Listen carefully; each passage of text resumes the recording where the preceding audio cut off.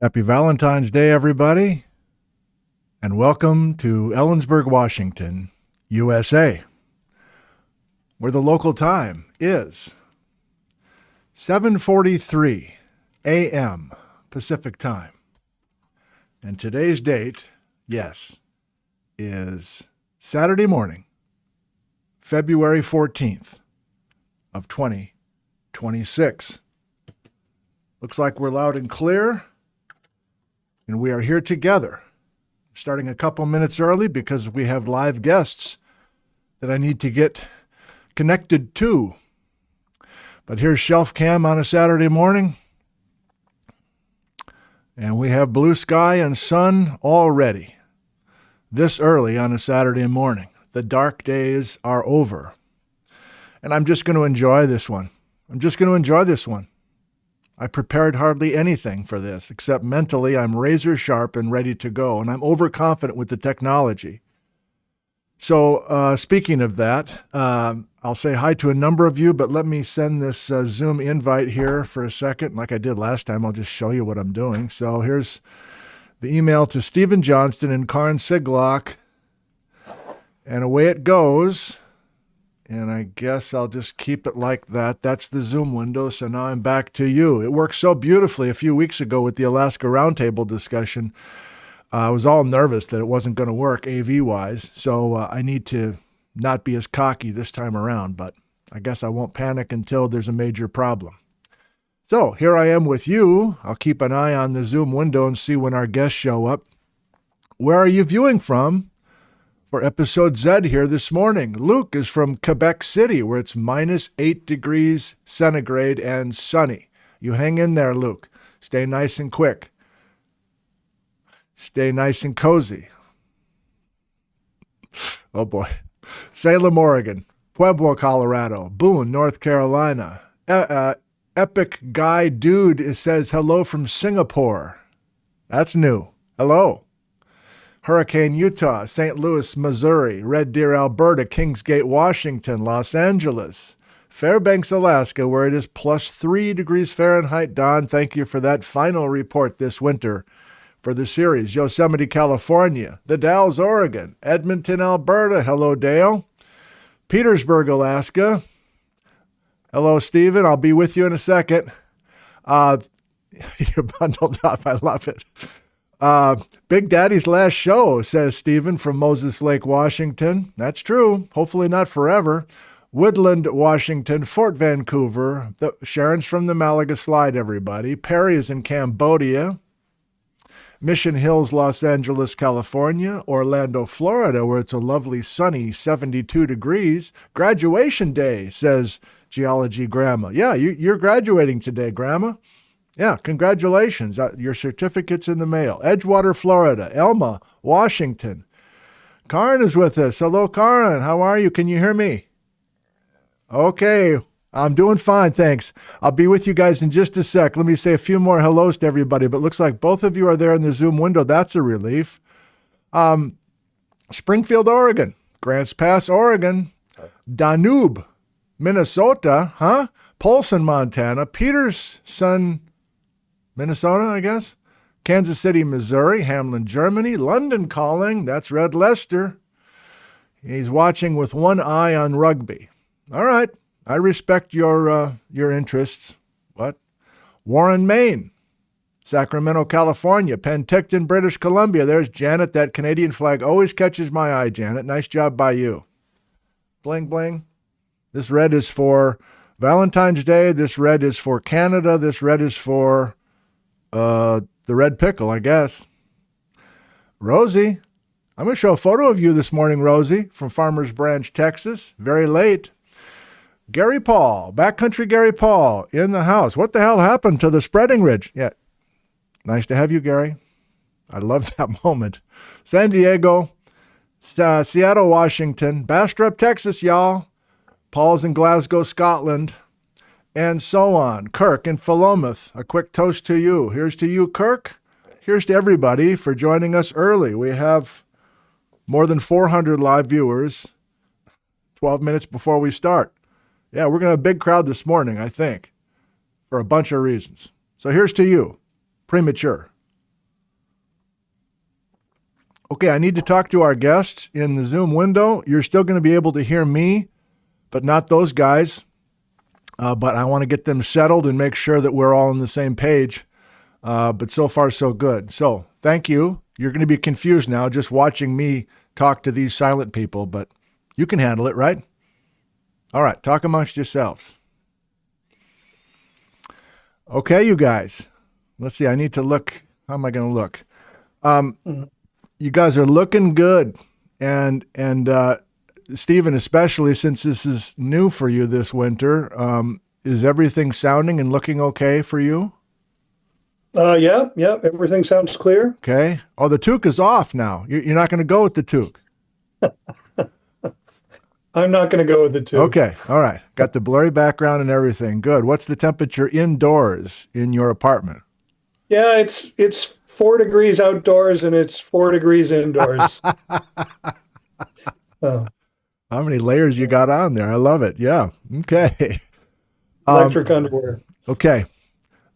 Karen, I'm super confident with the technology now. I was so nervous a few weeks ago, but I think it's just going to be the same experience. There's nothing different so far with you this time, right? Should feel about the same. It's just a normal Zoom talk. Okay.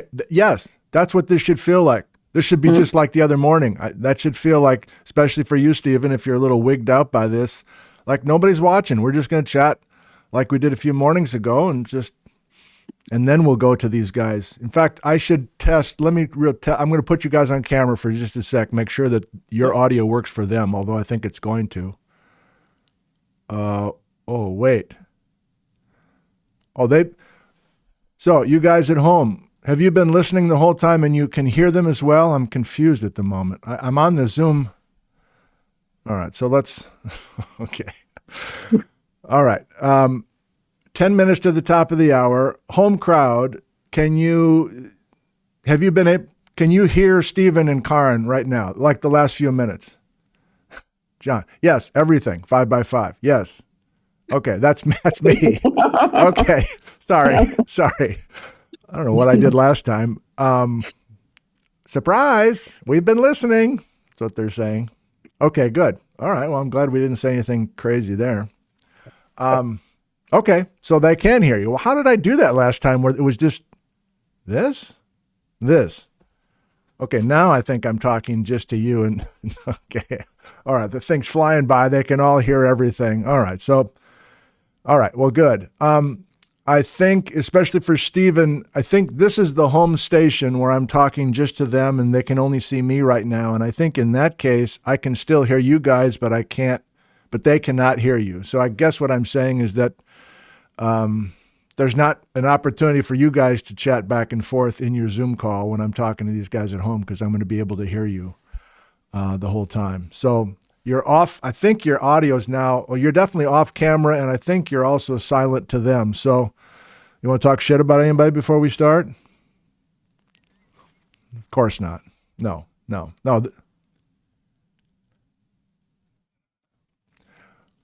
Well, that's it. I think I want to establish that right away. Like there's been enough snark off and on this whole winter. So this is just a celebration. This is a positive thing. We're not leaning into any of the other stuff. So yeah, this is just an uplifting, positive thing. And it's a celebration at the end. It's Valentine's Day. That's exactly right. Okay. So I think I'm doing 5 minutes or less like this, bringing you guys on camera. We're coming to you, Stephen. I think that's the plan, right? And I want to do basics about what is the big Z. Like I'm assuming some people are going to find this episode in the future without any context or anything. It's like Big Z, Alaska's Big Z. What's this about? So I think we're going to start with that and just lay out the most basic elements of the Z, and then I'll bring Karen in maybe, 5 minutes, 10 minutes, I guess, Stephen. If you want to use slides or not right away, it's kind of your call. It could just be a verbal, like, here are the most basic elements of what I was talking about 25 years ago and what I'm still thinking about. But I want to bring, hey, but I think I want to say that too. Like, you didn't stop thinking about it 25 years ago. Yeah. So So I don't want it to be me and Steven for a half an hour and then, oh, by the way, we've got Karn with us. So Karn, I'm going to bring you in sooner than later. Yeah. Okay. Good. Okay. Yeah. Well, let's go to that little mini lecture. 10 minutes ish, something like that, maybe. Okay. Yeah. That'll launch us right in. Last thing before I take my little walk, does it matter to you that you can see the live chat? Do you want to pick some of your own questions when we get to that, or you just want to rely on me and just hang out? Do you have a second monitor and all that stuff? It's not necessary. That's fine. That's fine.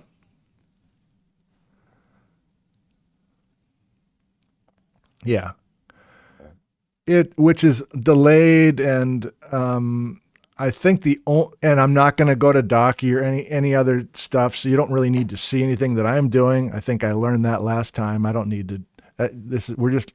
So yeah, I think it works best if I just grab a bunch of questions, and that'd be easiest for you guys as well. Okay, feeling good. I think I'm going to get you guys full screen. Yes. Okay, you guys hang out for 5 minutes, and I'll talk to these guys a little bit more before I take a little walk, and then away we go. Thank you. Okay, I'm back talking to you guys at home. Can I say hi to a few more of you before we begin? I need to take my walk, but I'm feeling too good right now. Is that possible? Should I not feel so good? Vienna, Austria. There's a flag from Richard. Sky Cooley in the house. Hello, Sky. Kevin Tice. A few more, and then I will take my walk. Anarita from Portugal says, what happened to the green pickle? Maybe we'll revisit some of that today. Michael is in Ireland. Nee says, hi, Professor Nick. She is watching today. Hello, Nee. Good to see you again. Kind of. I can't see you, Nee, but it's good to see you again. You must be in middle school by now. Quartzsite, Arizona. There's Saber. Robert S. Hildebrand is in the house from Tucson, Arizona. Good morning, Bob. Jennifer is normally in San Jose, California, but she's checking in from Albion, California. Make a note of that in your logbook, everybody. Gail is in Tonasket, Washington. Don from Los Angeles says, now I can't wait for the downtown lectures. You coming up, Don? You just mean watching when the edited versions are posted. Leon says, you're feeling too good is not too good. Thank you. Red Hats in Seattle. I don't get it. Kirk is in Sweden. Grandview, Washington. How many we got? Yeah, approaching 600 live viewers. This is a party. Very good. I'm going to take my walk, everybody. Thank you for tuning in live. And I'm going to tell you one more time, I'm coming to you. I'm counting on you. You are part of this party. You're part of this celebration. So if you've got 2 or 3 questions chambered and ready to go, we're going to be coming to you, and these experts are going to be enjoying working with whatever comes their way. Okay, give you a shout out the window. Take a walk on a beautiful Saturday morning. Thank you. Happy Valentine's Day. Hot mic. Food poisoning. Hot mic. Got my keys.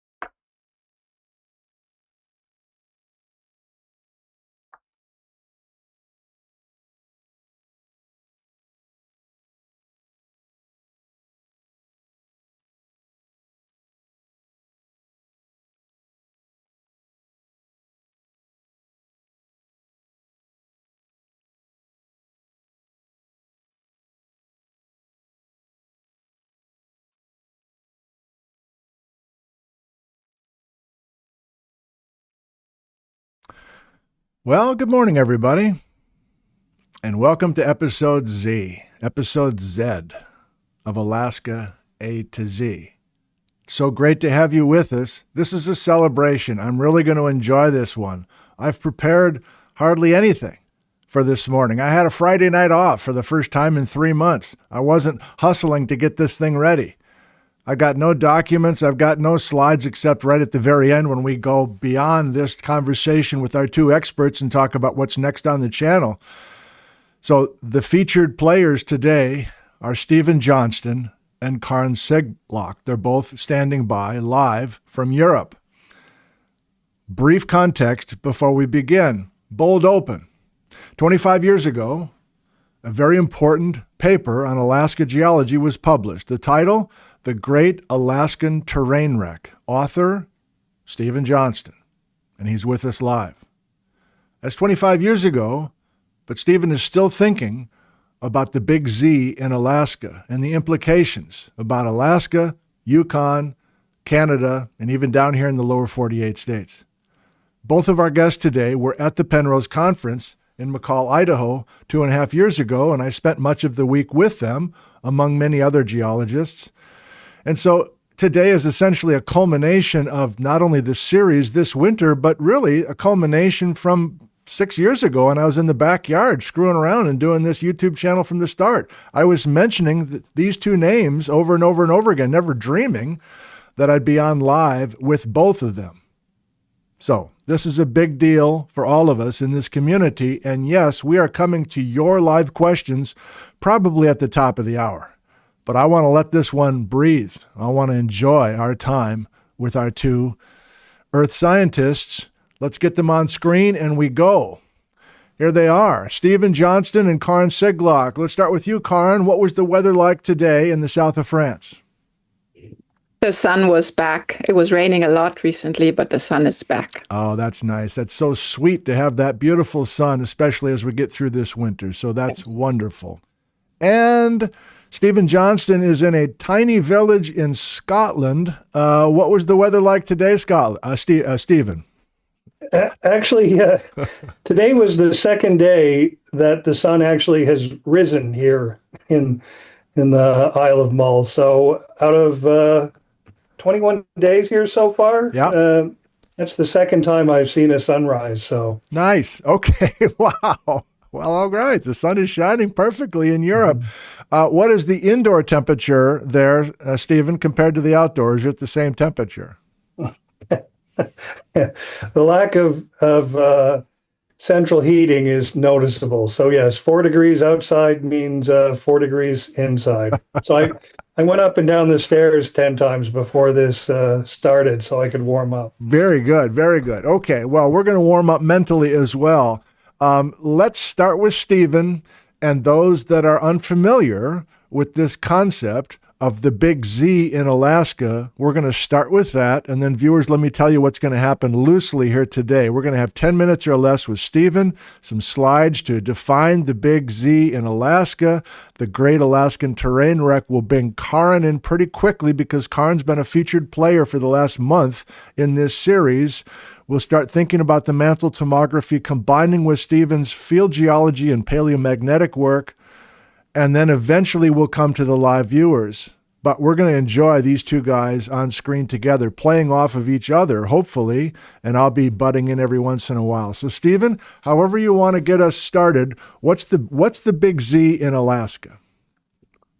Yeah, I thought that I would start with exactly that, what the Great Alaskan Terrain Wreck is, and show a couple of slides and talk about how and why I came to the idea of the terrain wreck. Good. So share settings. Oh, I don't have share screen. We didn't even practice this. I didn't even think to practice sharing your. Well, we don't have to share screen actually, but well, there should be a share button down below in your Zoom window. There we are. I've got it. Okay, here we are. Okay. Well done. And I hope you're not seeing my. We're seeing the tiny slides off to the left. If you want to go full screen, you can figure out how to share it full. But this, we probably would need it full. You are. Let me just see here. Full, I guess. Oh, we should. It's okay. It's all right. This happened to, was it John Wakabayashi the other Oh, okay. day, and I criticized him. Oh, why can't I get a full? Well, this will work. This will work. Let's get rolling with this, and maybe we'll figure it out as we go. Okay, well, or maybe this will help. Let's just do. You get a slideshow there? We got it now. Beautiful. We have it now. Thank you. Okay, All so systems go. yeah, so this is a map on the right of the geology of Alaska and Yukon next to it, Thank you. and the terrain rec came out of looking at this map and thinking that I could follow the geology across the Brooks Range, back down through the Ruby Belt, around another bend down here, and back through into Yukon. And this is just a very simplified version to the left of it, which the various belts are color coded and showing how they wrap around. They've been broken up by younger faults and everything, but that you could essentially parse Alaskan geology as a set of belts that were folded together. And if you how do I advance now? My God. I know the feeling. It's okay. It won't advance. Okay, I'm gonna. Oh, it's actually frozen, unfortunately. Well, So okay. I'm just gonna say that Yes. if you undo those bends, Yes. what happens is you pull out Alaska from being the peninsula that sticks off the northwest edge of the continent, Okay. and turn it into a long linear belt that's thousands of kilometers long and probably nowhere more than 500 kilometers wide. Okay, and why I ended up looking at that was that I was trying to figure out paleomagnetic data from Yukon. Yes. And so the main idea was, or the main problem was, that we have Cretaceous rocks, the Carmax group that's been talked about several times here previously, sitting right across all of this geology in Yukon and requiring 2,000 kilometers of northward displacement post 70 million years ago. And the thing I was puzzling over was, if the rocks that here in Yukon were 2,000 kilometers to the south, Yes. 70 million years ago, Right. and they moved into this location, what was here 70 million years ago Yes. must have had to move out of the way. And then it was looking at the geology of Alaska and thinking, well, okay, if I undo all of these bends, I get the 2,000 kilometers of displacement required by the paleomagnetic data. So in other words, what is in Alaska now, all piled up in this sort of big Z geometry, was the shortening recorded by the northward movement of the rocks in Yukon and south of them. So Beautiful. that's the terrain rec. And I just wanted to say that the first thing I thought of when I saw this Z pattern was it stood out at me so dramatically that I immediately thought, other people must have seen this, and in fact other people had seen it. Patton and Taylor published a paper, I think in the 70s, that showed that this bend right here in northeasternmost Alaska existed. They interpreted it as an orocline. And not only that, they interpreted it as a relative motion of Arctic Alaska to the east relative to central Alaska moving to the west. So they actually even went so far as to essentially interpret it the same way I was interpreting it. Now, they didn't bring it all the way back around. Stephen Box then saw this big bend here and this big bend here, and he interpreted this as a primary promontory that younger rocks wrapped around. So a different interpretation, but definitely saw the same geometry. And then I think the guy who first coined the term, the Z pattern, was, I think, James Dower was a USGS geologist who drew this as a big Z. And kind of had a mixed interpretation. So partly an orocline. So he interpreted Arctic Alaska here as having rotated around to the in a counterclockwise fashion as the Canada Basin open. But then, like Stephen Box, interpreted this part as kind of primary, but tightened up and definitely partly the result of deformation, but he never commented on how the deformation. But nonetheless, the Big Z predates the Great Alaskan Terrain Wreck by quite a bit. Yes. So yeah, that's the main juxta of the story. Okay. Great start. I know you're frustrated by the technology. Mr. Tony says, I like how this guy explains things. So everybody in the live chat's loving what you're doing. There's also suggestions you want to use your arrows on your keyboard in advance. Have you tried that yet? If not, No, it just froze on me. Okay, I'm almost wondering if I have to. Let's get out of this thing. If you can figure out how to stop your share, that a boy. There we go. We can try again if you want, or maybe I involve Karin right away. And Stephen will get a chance to kind of collect himself with thinking about what he wants to do with the slides. I'd love to see the rest of those slides. Karin, this is 2001 when Stephen's publishing this paper. It's just occurring to me that you haven't yet started your PhD work at Princeton. So do you remember catching wind of this paper pretty early on in your PhD studies? No. Okay. All Something right. like that doesn't arrive at the geophysicists. I Oh, mean, sure. Right. now there's quite a, at least at the time, there was quite a strong divide. And Okay. So, but also no reason really to think about it. I mean, because nobody thought about westward subduction in relation to the mantle. Geophysicists hadn't heard of westward subduction. Well, let's play off of that for just a touch more, and then we'll maybe go back to Stephen. So were you doing your Angeuchum work in the slab wall independent completely of Stephen's thoughts and his papers? And then at what point did you like, holy shit, I've got what this guy's talking about, when you finally realize it in 2013 or something? Well, initially, yes. When we decided, I mean, when Mitch Mihalnuk and I decided that we should put some I mean, these slabs, at least the southern one, had to be westward subduction, but the northern one that hosted this Alaskan arcs was even more obviously impossible to do by eastward subduction. Yeah.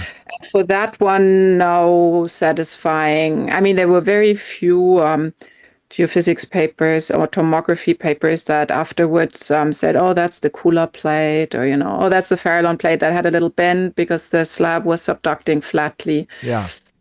It was like an afterthought. And so this northern one was more problematic, and Mitch knew Stephen's terrain. Mitch got you go. Yeah, right. Okay. That kind of works. Yeah. Yeah, Mitch helped us buy our house in Victoria. So I've actually known Mitch for a long time, since we were both grad students, actually. Okay. So, yeah. Okay, good. You want to be bold and try this again, Stephen? I want to see these slides. If you don't want to, that's fine. But I mean, I can try it again. Okay. But I mean, you could even the other thing I'll just say about Corinne's comments is, I never initially thought of the terrain wreck and the Big Z in terms of subduction direction. Okay. To me, it was just this long linear feature along the west coast that moved north and must have been pinned to the north and hence must have buckled. And that's how we accommodated the paleomag. And the rate at which this happens, as recorded by the paleomagnetic data, is at about 10 centimeters a year, right? So you have 20 million years to move the Carmax group 2,000 kilometers north. So 10 centimeters a year. 10 centimeters a year is fast. And so then you start thinking it has to be on a separate plate. And then you start wondering about A, what's driving it, and B, where was subduction. So it's a natural fallout of the whole story, but it wasn't it wasn't initially, in my mind, anyways, got anything to do with subduction direction. Okay. So, Karen. And for us, it didn't have anything to do with Baja VC in the beginning. It yeah, was that's right. it was just there's this huge slab. Yeah. It's fairly young. Yeah. So you need an arc. You need arcs above it. What are those arcs? And well, in central Alaska, they were orphaned arcs. They didn't have a slab. Cretaceous arcs that nobody had assigned them a slab. Okay. Well, we're on the same page so far. I'm going to be stubborn. Stephen, try it again. It's funny. Even the share button disappeared from my. Okay. Well, we got one slide out of you. That's good.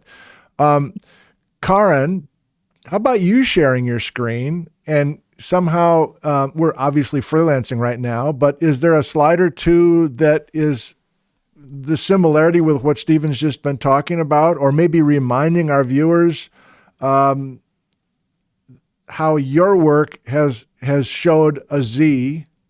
Let's do that. Can we find the red pickle a little bit and a buckled Z someplace in some of your slides, and then we'll just get off of that slide, and then we'll play off of this a little bit. But it might be fun to see your work and a couple of your slides that shows the same Z. Okay. Under rehearsed here. Holy cow. We love it. Thank you. That good? Yes, perfect. No. Yep. Okay. Yeah, we'll make this a bit smaller. Yeah, so you have to And viewers, yes, Karen's coming from mantle tomography work and her collaborations with Mitch Mahalanik, British Columbia geologist, field geologist. And we're just doing our opening salvos here and seeing a similar narrative from these two very different perspectives, and also work being done decades apart from each other. That's what's so attractive about this to me. All right, Karen. Yeah, so we can start from about 170 million years. Before that, it's difficult. There's something odd going on with we can discuss. It's to do with the absolute reference frame. Okay. But because there are two big slabs which are going to become apparent, and they are, well, North America is very far east. It's just, for us, it's just accreted the intermontane, and an arc that was there has shut off, but there's an active arc here, which allows North America to draw closer. But in order to close this ocean, you also need subduction into here, like this. And this is this terrain. There's going to be this terrain wreck, and because North America's approaching, you see the slabs faintly in the background. First, it's going to make contact here, and this is the insular super terrain that is accreting. So far, nothing much happening to this arc, which is just happily growing, an oceanic arc and Arctic Alaska up here. But then, as this big wreck here, the great overall terrain wreck proceeds, North America at some point starts to bother this. And but the way it's implemented here, so these are 99 terrains. That's a map of 99 terrains that Mitch and Stephen made with Wow. an undergrad student, Martha Henderson. But they made it for present time, so they put these 99 a digital map, Mitch mainly, and then this work of another master student, Edward Clennett, was to see how, to implement how they deformed, and behind it is actually a full plate model. And the way Edward did it is well, he tried to stay true to the buckling style of the terrain wreck. So it's a bit jumpy here because it's not it's not very small time steps. Sure. So it's plucking the terrains off their slab where they are, the arcs where they are anchored. Thank you, Karin. Stephen, you've been watching these episodes. Let's keep this on the screen, Karin. Stephen, is your entire Z in the red, or does it somehow get down into Rangelia now with part of your Z? Yeah, well, what is in the Z Right. is the big question. So in the model Corinne's presented here, there are two things that are quite different than the way I envisaged the terrain wreck, and there's probably some kind of common ground. But you can see that the buckle has already occurred here by 70 MA. Yes. Right. Whereas in my world, if I'm explaining the buckles as structures that develop to accommodate the northward translation, 70 is just when things are getting going. Okay, can you stop your share, Karin? This feels big right away. Getting a little tingle all over. Nice. TMI. 70 is such a huge number, I guess, like this whole series. Bob Hildebrand starting the motion on the Tintina, whether you like that or not, 70. The Carmax is 70. The Yellowstone Mantle Plume, 70, apparently underneath the Carmax. So what do we know about 70 million years ago in the framework of what we're talking about today?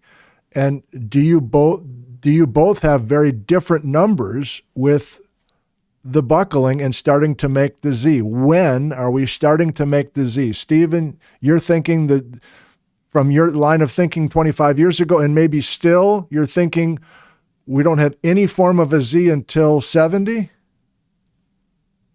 Yeah, well, that's the constraints on the actual age of the buckling are not good, right? Okay. And so it's hard to say based on geology alone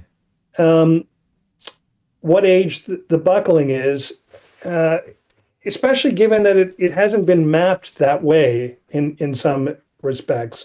So structures that might be related to the buckling do actually suggest that it's later. Okay, the strike slip faults that cut through it are part and parcel of the development of the big Z in my model, but there's no way I could sit here and say that there are constraints that would tell us that the buckle didn't start forming, as per Corinne's model. But the thing that I would say in both models is they both form at about the same rate. So because Corinne starts earlier, it's finished in about the same amount of time as it takes the buckle to form in my world. It's just that they start at different times. I think, good, it works. What did you just spill your coffee and the thing sharing. started? Yeah, I love it. Sorry. Okay, good. It just the share button just suddenly reappeared. So I decided I better hit it. You better hit it before it goes away again. Love it. Okay, great. I don't know if you want me to just show a couple of slides here, but I do. okay. Let me just try and you want to? Yeah, you could. All right. How's that? Yeah. Okay, so that's just showing the paleo mag from the Carmax, where the Carmax group largely is, and two things came up actually so far. One is the timing, Right. but secondly, it's what's involved in the buckling. Yes. And so my buckles involve a broader array of the Northern Cordillera than the buckles in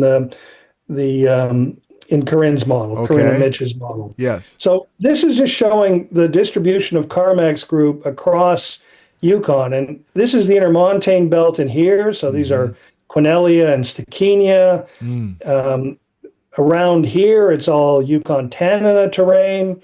This is the Cassiar terrain here, and you can see that Solitary Mountain is the most eastern exposure of the Carmack's group, and we've done paleomag on all of these places, and they all yield the same result.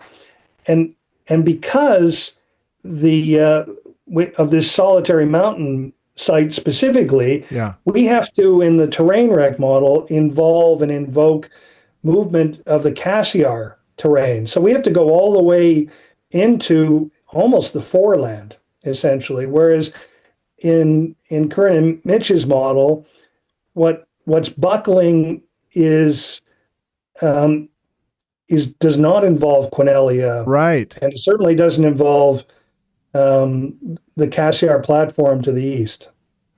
So what I'm hearing is that part of your Z, maybe a significant part of your Z, is not a volcanic arc.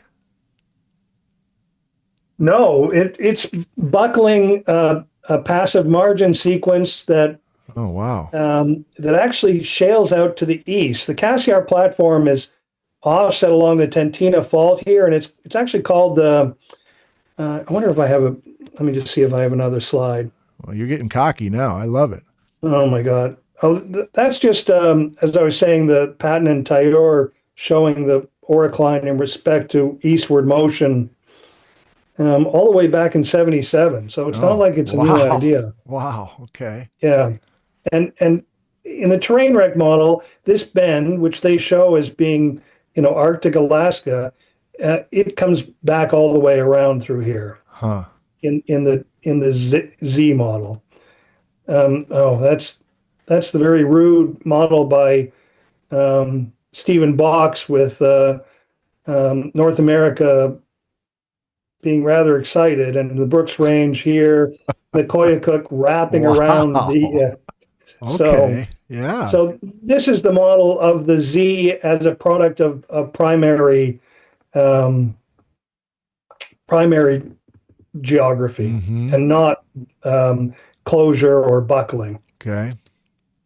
And that's the Z from James Dower, who first called it the Z pattern. Okay. And you can see what he does is he combines an existing promontory here with counterclockwise rotation of this portion opening the Canada Basin. So that's how he gets the Z. But you can see that looks all the world like the terrain rec. It sure does. Yeah. And that was published in the Decade of North American Geology in 94. Time for another decade, I think. Yes, totally. But well, here's our time. Yeah, so this shows here the buckling developing from 80 to 55 million years ago.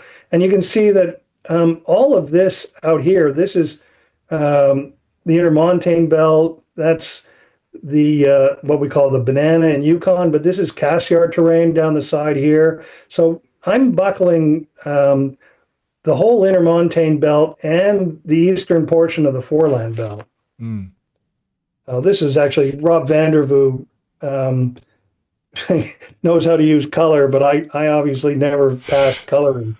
So just. But Stephen, why do you say you're buckling the Intermontane? Because it's not part of the set, is it? It doesn't. The Intermontane doesn't buckle. You're right, but it's part of the ribbon continent that is moving north and buckling to the north. So it is what we call non-cylindrical. In other words, you can't follow the Intermontane Belt all the way into the buckles but it moves north at this point in time. So yeah. Yes. I mean, it does that. It does that for us as well. It's just that it wasn't involved with that slab beforehand. So, but No, that's right. And this is where we've debated this, and I don't know how to get around it. But if the Carmax group goes right across the Intermontane Belt and onto the Cassiar terrain, and still gives the same result, no matter what it's overlying, then the assumption would be that they all had to move north together. Maybe not. Well, mainly you need to move the Carmax, right? I mean, Yeah. and so that's what we do. Well, actually not by moving on the Titina, we move between Canalia and Stickinia. It was actually very interesting, Nick. You showed in your last episode a clip where Camp Davidson explains his motion. Yes. He's actually also sliding between Stickinia and Canalia. Yeah, I noticed that. It's interesting. I hadn't noticed that.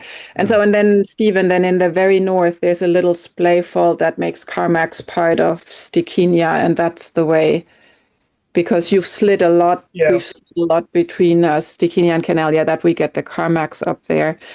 But I suppose, I mean, it's interesting you say you don't, the deformation of the Z itself isn't fully constrained. I think if tomography has to make a prediction, one would say that starting from about 100 million years or so, when North America, let me see this now that it looks the right way, like this. Yeah. Is this east? Is this east? East? Stephen, can you stop your share? Dare I ask Yeah, that? I was just going to do that. Yeah. Thank you. Okay, we got your desktop now.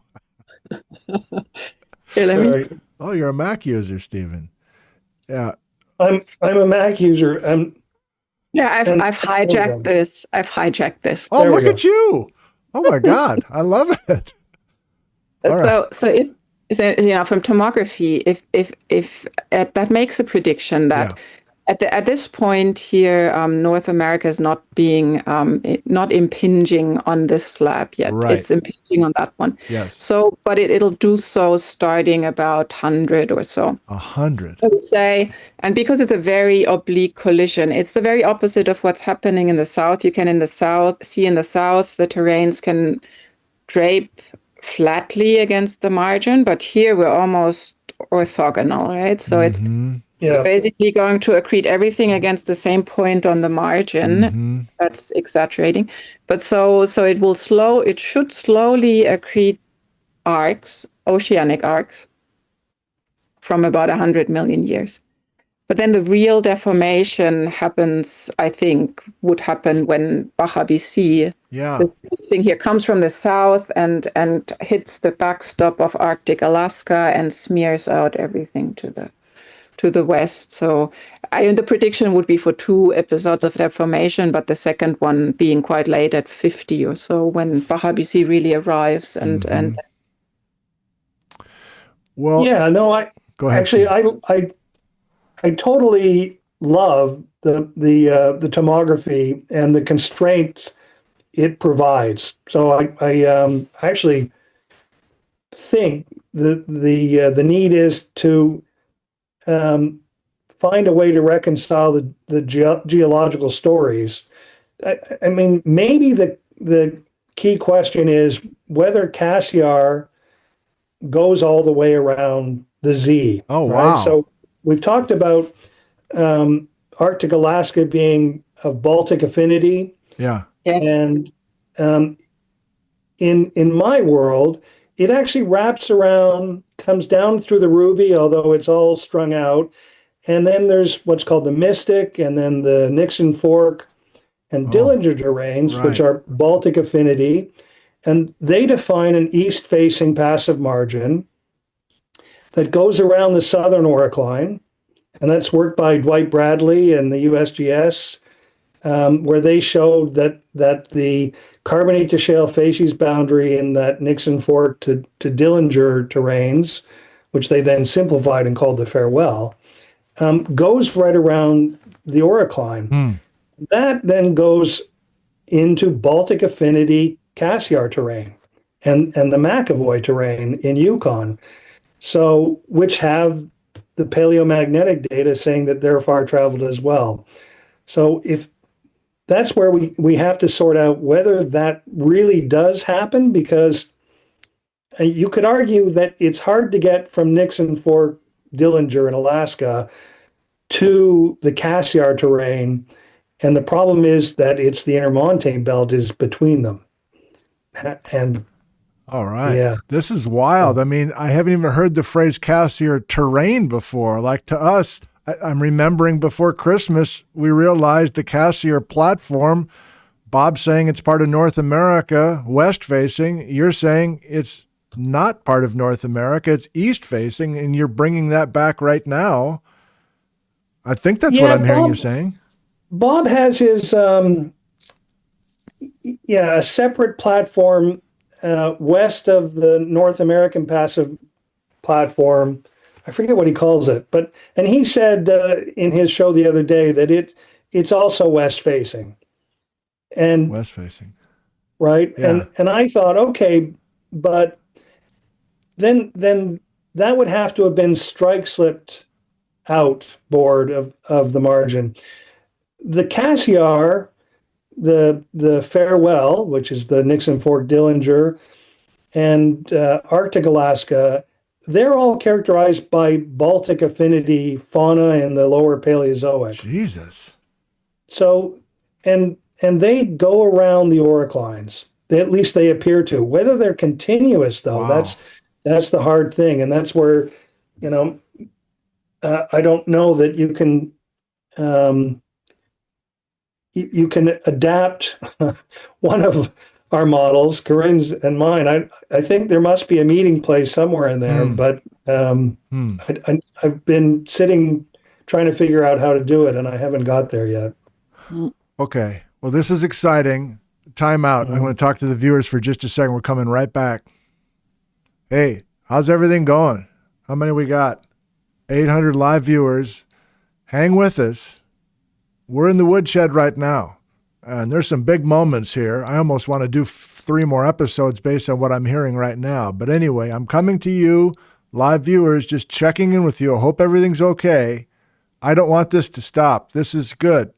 So we are coming to you. Let's say the top of the hour. It's 8:38 right now here, local time. So give us another 20 minutes, and then we're coming to you, I promise, in case you're lost. But I don't think I care if you're lost right now. This is good stuff, and we're going to bring it back to your and everybody's point of view and what interests you soon, I promise. Back to the program. Yeah, we're all lost. How about returning to the offshore idea and the 10 centimeters a year? Are you both viewing massive amounts of offshore Baja BC motion? Can we go there? Karin, you were rather firm about that. We're not grinding along the margin, I don't think. Actually, I would say we're grinding around the margin. Okay. I was a little maybe shocked how I answered that question that you play in the no. So I think the innermost thing that you're shearing in Baja BC is intermontane or even inboard of intermontane. Okay. And that for us is on the margin. But it's not. There's no basin open, and that is different from what Stephen is saying. I think you can react. But there is this in the tomography, this very odd situation that it's also not that there is an arc built on that margin, because an arc below insular and intermontane would clamp them down, would not motivate them to go at 10 centimeters per year. So that's always been a bit of a problem with Baja BC. And then the perceived not being able to separate things from the Sierra Nevada, or so the Farallon arc being stationary. And I think the tomography does clarify that that there's this extra plate, this Orcas plate that you've Right. also been explaining, that at this time has to get dislodged because North America is now impinging on it. So the Orcas plate has to go somewhere, and as it is impinging on this extra plate that's been there forever, North America, the plate was bounded by two trenches. Yeah. That's what's constrained by the tomography, the two trenches. But that means there are also two transforms at the other ends. And so North America is riding over one of these transform boundaries, and that means this transform now becomes part of the North American margin. Because when a transform gets a chance, it'll jump into a soft continent. And so that margin, that new transform, that's the Baja BC transforms. And so that means that that Baja BC is effectively now part of that other plate. It's become part of that other plate. And that other plate can move quickly because it's small. Can move quickly. And Stephen, remind us why you have 10 centimeters per year. That's from the PaleoMag? Yeah, the Carmax records 2,000 kilometers, 1,900 kilometers plus or minus, but the errors are big. The age of the Carmax group, 72 million years ago.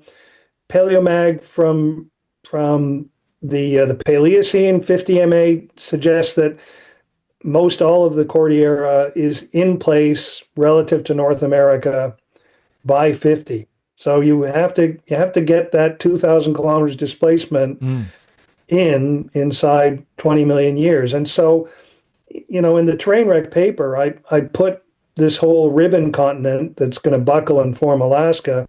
I put it offshore.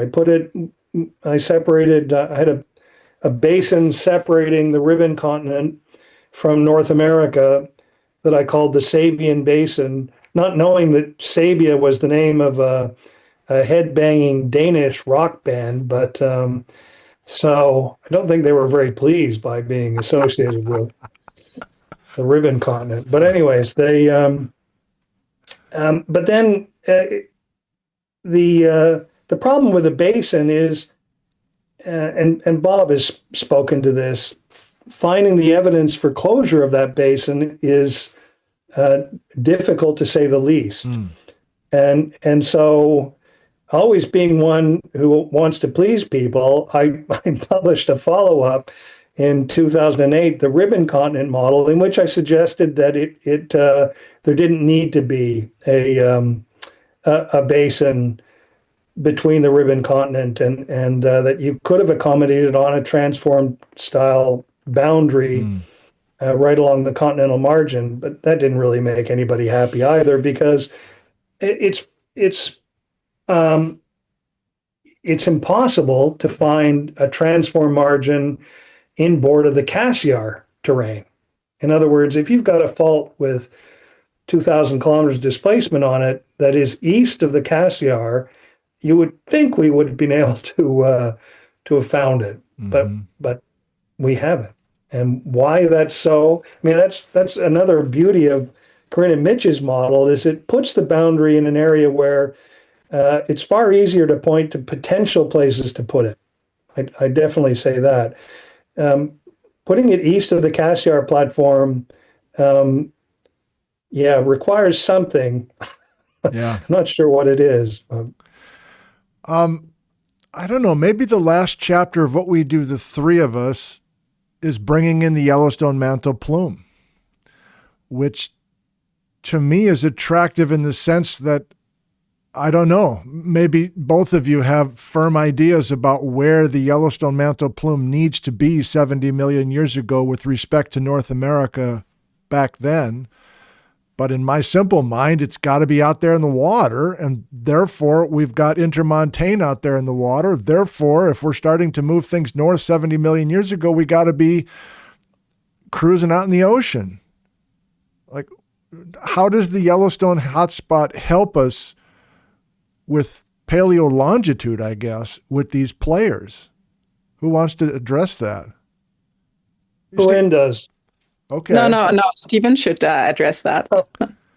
Okay. At the risk of going crazy here, Let's I'm going to share my screen. I think I have a slide. Good. on this. Oh my God. We got the desktop. That's a first step. Yep. Okay. Very good. Second Let's see step. here. Nice. Oh, here I have a couple of terrain wreck Good. photos if you want to Let's see do it. them. Let's do it. So, Uh-huh. this was just when I got the idea of a train wreck, I got all excited about real train wrecks, but as a way of visualizing what went on. So you can see here, there's the big Brooks Range right across there Oh, wow. in the distance. And then this is the Ruby Belt coming back across central Alaska. And you would go around the Nixon Fork Dillinger, come back across into Yukon and down into British Columbia. Here we're standing on British Columbia where the Love photo's it. taken. Love it. So, yeah, it's a violent process. This is potentially what could happen if you had ongoing shortening, right? This is the Schede, famous high-speed train wreck in Germany, and just to think, I'm not trying to make a political point by showing a train wreck with ice written on it. This is actually Intercity Express, a German. I confirm. Okay, all right. So, yeah. Anyway, and the other thought was, how do you drive these terrain wrecks if they actually do exist? And here's the terrain crossing the subduction zone with the mantle lithosphere detaching and being subducted while you translate the crust across and into a terrain wreck model. But anyways, that's enough of that. You're killing it. Love it. Yeah. So, yeah, you get on some pretty weird mailing lists when you're always checking out terrain wrecks. Okay, we're talking about Yellowstone. I think so. I don't know if this is too much of a departure, but it feels important to me. Okay, so this is from the 1996 paper that we did with work with Randy Yankin and Jane Wynn, Yes. Don Francis, showing that the presumed spot, and this was actually Dave Engerbetson's plate motion modeling of the Yellowstone hotspot back then would have been, as you say, out in the ocean, and this would have been about the latitude of where the Carmax group was erupted, which is why we suggested that it might be a product of the Yellowstone hotspot. Mm-hmm. So if you go to, I think this is 65 MA here. I can't actually see it. Where are we? For 60 MA. Okay. What you can see is you have to assume that actually it's still out in the ocean. This coastline is moved well west of where it would have been back then, because this predates the Basin Range opening, etc. Sure.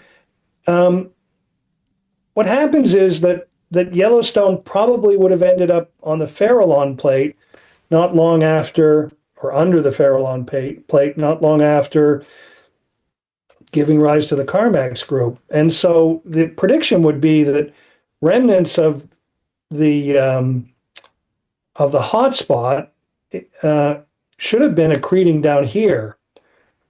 And so where do we look for them today? I mean, they might have gone north with the whole Yakutat thing, but the prediction is that if the hotspot was out there between eruption of the Carmax group and then of Silesia at 50, when's Silesia, 52? Yeah, 50-ish, yeah. Yeah, there should be 20 million years of basalts being erupted that were either carried north on the Kula or then to the east on the Farallon. And as far as I'm aware, no one's actually put their hand on anything that looks like a Yellowstone basalt from between 70 and 50. Karin, before we lose this slide, this feels like a whole different animal compared to your messages from Mitch. What do you see on these maps that you like based on your reconstructions this past month? Can I share my slide? You Yeah, know, the big take it over. that's missing here is Yes. the slab. Let me stop sharing. because Yellowstone is such a strange hotspot because it's embedded in a slab. Yeah. So this is the green pickle, as you call it. Yeah. I mean, actually, the lower part of it Yeah. is the slab wall like thing, and the shallowest part is so the shallowest part is made by the Cascades Arc, which is built on the margin, but everything that is below would have been built offshore because North America wasn't at those westerly longitudes yet. And if you look at Yellowstone and you project it down, why would you project it down? Because we think hotspots are stationary. They are anchored in the deep mantle. But slabs are also lower mantle creatures, so they're also anchored in the deep mantle. So it means these two things, if there's a mantle plume here, would not have moved relative to each other, which means they would always have coexisted. It's a very odd thing because other plumes are exactly where slabs are not. Oh, wow. Yeah. Right. But anyway, whatever it is, they seem to coexist. But we also know that this slab is very old. It corresponds to 180 million years around that of Farallon subduction, right? Which is about 10 times older than the acknowledged duration of the Yellowstone phenomenon, which is 18 million years. So the slab is much, much older. And even if we go to 50 million years or 70 million years, as Steve suggests, it would still mean that the slab has been there before Yellowstone or as long as Yellowstone. And so what does that mean? That there's always this arc, this Farallon arc, in close vicinity of the hotspot, right? So like the latest thing of that is Silesia is erupting and then very shortly accreting, because it's almost where the trench is. Thank you. And in this Carmack situation, we're not that far anymore. We're 70 million years. Yeah. This is the time where this green pickle is being overridden. So Right. that it's being North America is arriving here. So here's the coast at 70. You can see it's now spatially overlapping. The dark green thing is the lower mantle slab. The light green thing is more the upper mantle slab. So they are already in contact, and Baja BC would have to slide through just inboard. So just basically inboard of this slab. Yeah, and that's something it could get a little bit of Yellowstone with that. Yeah, I didn't quite get there in the alphabet, but this big break that you have, would you mind just saying a few words quickly, maybe about that yellow line, that big break in your slab, and the regional implications for that, and then we'll come back to Stephen maybe. Yes, so this is well, first, this is what ends a slab, which is here, and which we don't see on this 3D rendering. What we're seeing on this 3D rendering is this. Okay, so that's on this 3D rendering. Yeah.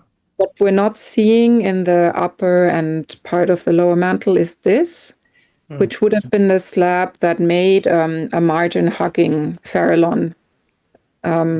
I'm losing my pointer, sorry, and your viewers. We've got it. Yeah. Complain about that. Yeah.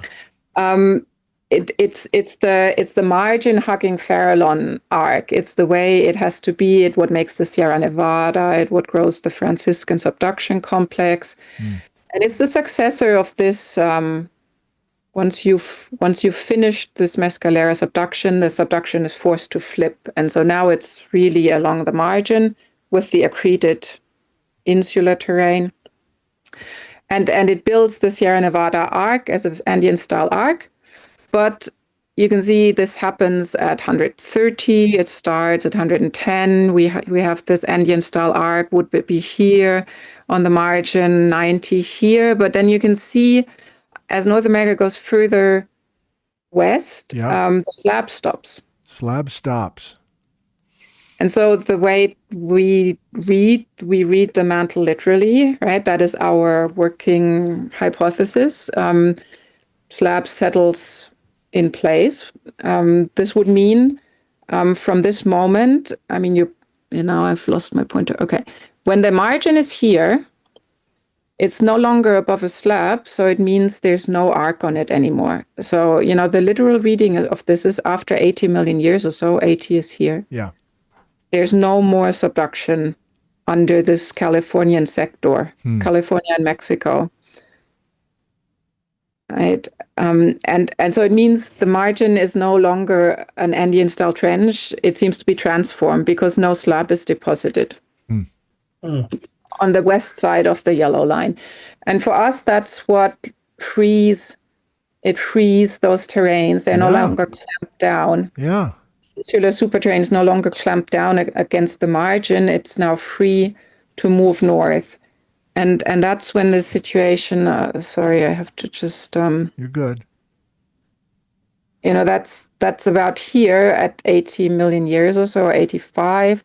So the arc stops and the terrains, so here the arc has stopped. That would have been the Andean arc down here. Yeah. And this is the northern Farallon arc. Yeah. The Andean arc is the southern Farallon arc. The northern Farallon arc is still a bit offshore. And the terrains now become part of this microplate in the north. So and they're no longer clamped down in the south, and they're not clamped down in the north either because the Cascades Trench isn't onshore yet. And so this microplate now hosts all the components of the terrain rec. I mean, these strictly speaking, but also all of Baja BC. And this microplate scoots north. Well, to bring it back to the beginning of this discussion, keep the slide up, please.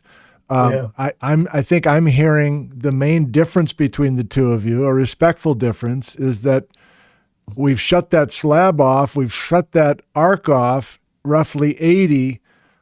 Karn and Mitch say we got the Z mostly formed out in the water before we start Baja BC, and I think I'm hearing Stephen saying, No. I think this is a 2020 paper, which, by the way, strictly speaking, Stephen is even a co-author, so he would also be saying this. Okay. But it was, it was a master's project, a master's student project. So you also let the student express himself, and maybe you do it a bit different. And so I think you shouldn't. What we're seeing here, this buckling is a sort of a very brittle rendering of things, right? And so I would probably it doesn't have the Z doesn't have to be formed at 80. Okay. But what I do think will have happened or be happening at this time is that you already start bunching oceanic arcs against the naked Yukon margin. So BC and Yukon. I don't know which. And then, but later when the, where was this slide?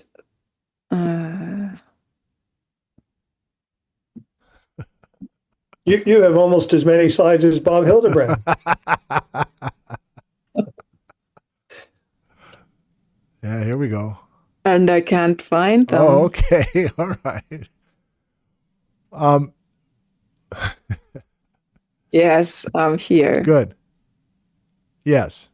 So you can ignore the geologic map, but I've put in the absolute place. I mean, if you imagine this map was continuing to the east, I put in the absolute location where the slab is imaged, and of the Koyukuk arcs, and therefore where Arctic Alaska should have sat from about 140 million years, and then where the oceanic arcs would have sat, and where North America was scooping them up slowly, coming from the eastern margin of this page. And so I think what would have been going on for quite a while is that arcs plucked off here, because North America overrides the slab, somehow somehow end up on this margin, more or less in the north of the continent. But Baja BC hasn't arrived yet, and when it arrives, it'll move them ahead like a slow snow plow. So that's the yellow thing coming from here, and picking them up, and also entraining a bit of this microcontinent and smearing them out in the Z or in the middle limb of the Z. Great job, Karin. Please keep this slide up. Viewers, it's the top of the hour. We're coming to you in 5 minutes or less. Stephen, can we look at this map and hear your thoughts? Can we summarize maybe how you see things differently currently? Like, it's 25 years ago you wrote the paper, but you have still continued to think about this. So the Alaska orocline, some of these narratives, where do you differ from what we're looking at with Karin and Mitch? Yeah, well, I guess I'm considering whether I differ. Okay. Certainly, the original terrain rec model Yeah. Includes Arctic Alaska and, comes across, and I have it going right around that orocline that at the east end of Arctic Alaska. Okay. And, Farewell, Nixon Fork. Yep. That's nice. Thank you. Farewell Nixon Fork around the blue end of Yukon, Canada here. Yeah. Right there. That being part of the Z, right? The big Z, and part of the buckle that accommodated the northward motion recorded by the paleomagnetic data. Now, that's the story, but I have to say that Corinne and Mitch's story is equally compelling, and in some ways has an additional data set in its support. So I think that I think I have to go away and think about it a little bit more. I think the test here will be finding out more about these Baltic affinity terrains that wrap around. Right. Well, that's what caught my ear, I'll tell you, from the last hour. I mean, I don't, I obviously I'm not the geologist here, and we haven't thought deeply about the farewell. It's an odd thing. Yeah. For the moment, I just say it was probably maybe sitting somewhere here before, and becomes the leading edge of Baja BC. But I don't know, Stephen, do you have a thought about this? I mean, could you just have it sitting along or more or less at the passive margin, and then being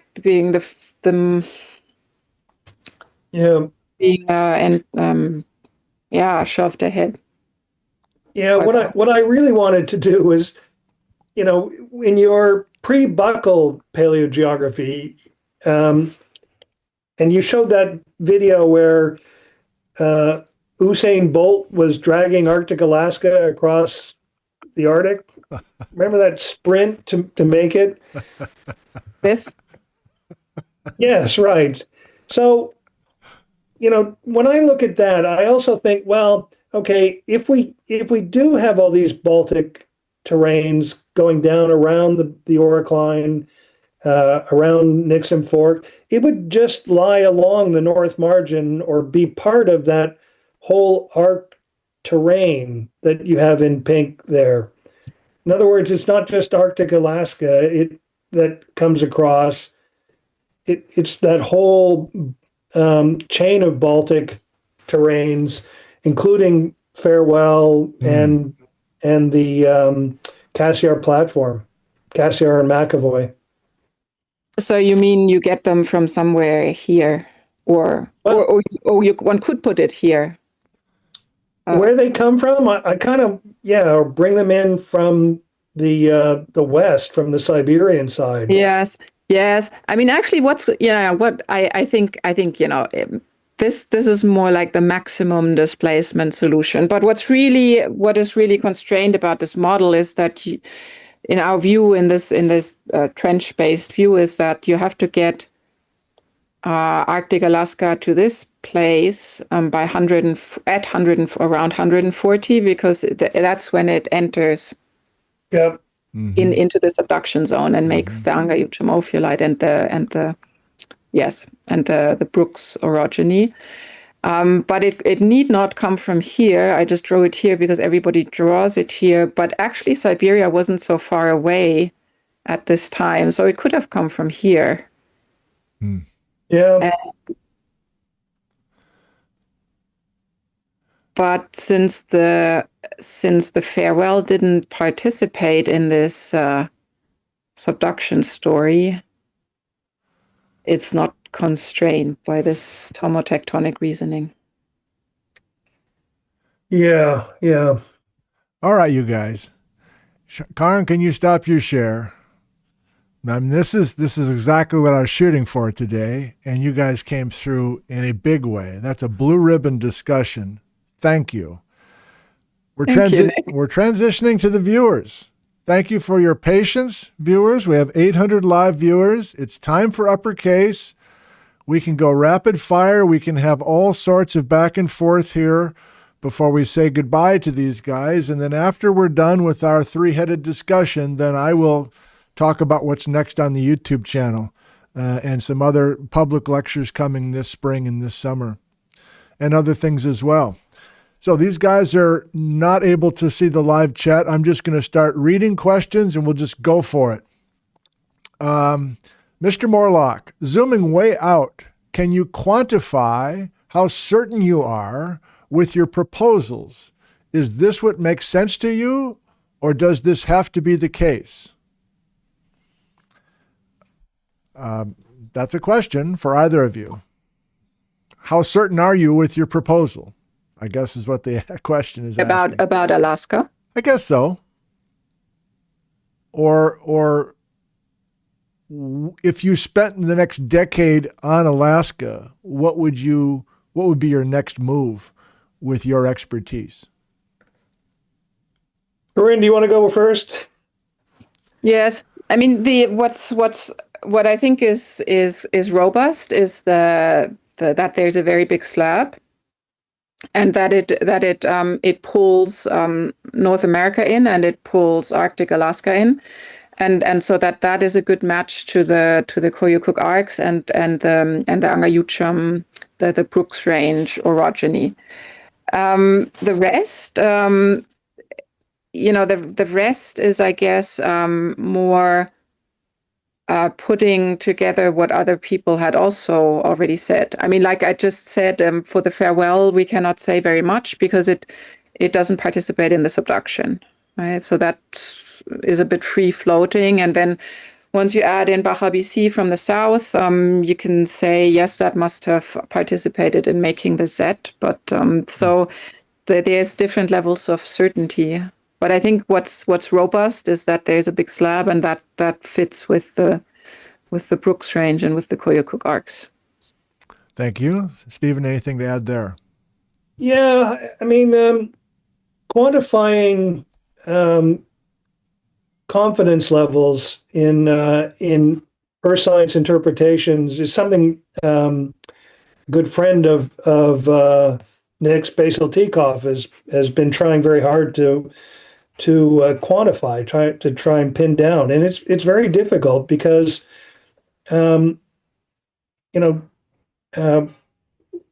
geology by its nature is a narrative science. In other words, it's very hard to have solid data points, and in some ways, the observations are molded into a story. And if that story makes good sense, then we call it an interpretation, and we run with it, and we run with it until it makes no sense anymore. Then we have to come up with a new story. So, how confident am I in my story? Well, I'm confident in the paleomagnetic data. I'm extremely confident in the tomographic data that Corinne and Mitch have been putting out, and Johnny Wu and others. And then I'm much less confident in which story best explains them all. And I think that's where we are. If you were to ask me, is my terrain wreck story right? I'd say, definitely not. But where it's wrong is what I'm trying to figure out. Thank you. You're getting dark there, Stephen. Do you have lights on in your room now? What's going on? Okay, there you are. You're better now. Yes. Okay.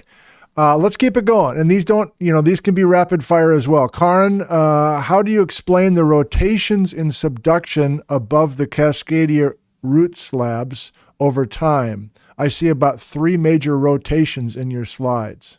That's right. Let me see if we can see this. Sure. That's right. We can see that oh no, I'm not sharing, am I? Not yet. No. Mm. Thank you. And now I have this Zoom thing in the way. Okay.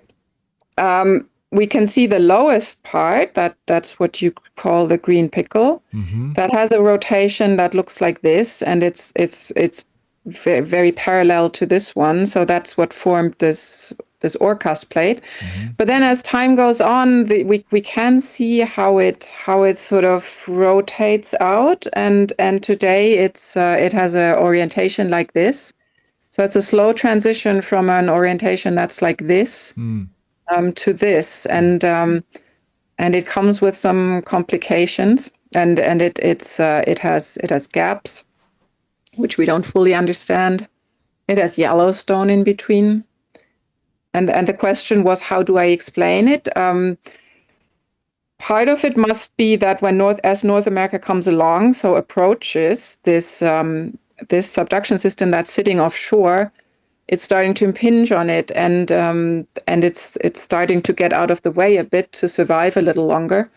There's still this microplate, and that's pushing the trench to the west. But ultimately, the microplate disappears, presumably into the nascent Aleutians Trench, the first thing that subducts in the Aleutians, and then finally the arc makes landfall here, and then it's oriented like the margin. That's how I see this. Thank you. Mindy asks to either of you, what other examples of the terrain wreck in Baja, BC do we have occurring other places on Earth? Yeah, I can start on that one. Please. Recognizing that in geology and in the Earth system, nothing ever just happens once. If it's happened in one place, then you should be able to find it somewhere else. So Mindy, great to hear from you. There has to be other terrain wrecks if it's a viable interpretation. So I went looking for terrain wrecks, and in fact, if you go to Iberia, Spain and Portugal, where the Variscan origin makes up most of the peninsula, and the Variscan is 300 to 350 million year old orogenic belt that records the formation of Pangaea. It's the big origin that developed when Gondwana to the south collided with La Russia to the north, and the thing about the Variscan origin is that it's like the Cordillera. It's plagued by a paleomagnetic problem in that the rocks that are supposed to be Gondwana end up paleomagnetically being far removed from relative to Gondwana as we know it. In other words, to continental Gondwana. So, and the Variscan looks just like the big Z, except it's a big S. So the north coast of Iberia, the Cantabrian Mountains, is the Variscan origin there. And then when you get to the west coast of Iberia, it turns right around and runs right back across central Iberia. And then when you get to southern Iberia, it turns and runs right back across Iberia again. So the Variscan does this, oh my God, thing like that, right? It does a big S. And the S formed coeval with and explains the paleomagnetic data, because that paleomagnetic problem disappears just after 300 million years of age, which is when those oroclines would have had to have formed. So there are definitely other cases. The Carpathian Bosnian Alpine chain does a very similar thing. That's a Z. So they're out there. Thank you. Let's keep going. Emmy asks, is a speed of 10 centimeters yearly plate movement considered reasonable? What is the fastest speed hypothesized for the Cordillera? Faster than India? Karen? Yeah, I mean, actually, that India question, the link is good. That was a very fast sprint of India, I think, up to 15 centimeters per year. 15, wow. Yeah, Okay. and so yes, 10 is quick, but it's reasonable. Thank you. Where's David from Whitehorse, Yukon? David, thanks again for your help and contributions all winter. David asks, geochemistry shows that many ophiolite sequences were formed at subduction initiation, 4-arc. Can locations of ophiolite sequences help locate past trench beginnings, lowest in the mantle tomography? Yes, yes, in principle, yes. If the 4-arc is preserved, that should indicate subduction initiation. It's complicated by the fact that when there's one arc, there's typically some more arcs under it, and we see this in the mantle as well. That, for example, this archipelago that we're talking about all the time here, and all the slabs start at a certain depth, around 1,800 kilometers or 2,000. So, suggesting that system came to be as a whole, but below them are more slabs, and they seem to inherit from each other. So yeah, the idea is good. In practice, it's hard in the field to resolve. Thank you. Let's do 3 more. David from Alaska, can either of you comment on the Porcupine Shear Zone and how far it goes to the southwest? I mean, it seems to me if you're a porcupine fan, then you have a 7 really instead of a Z. And northern Alaska is just totally a different story than southern Alaska. Stephen, that Porcupine Shear Zone, that bubblegum fault we've had on a few maps, what do you think of that?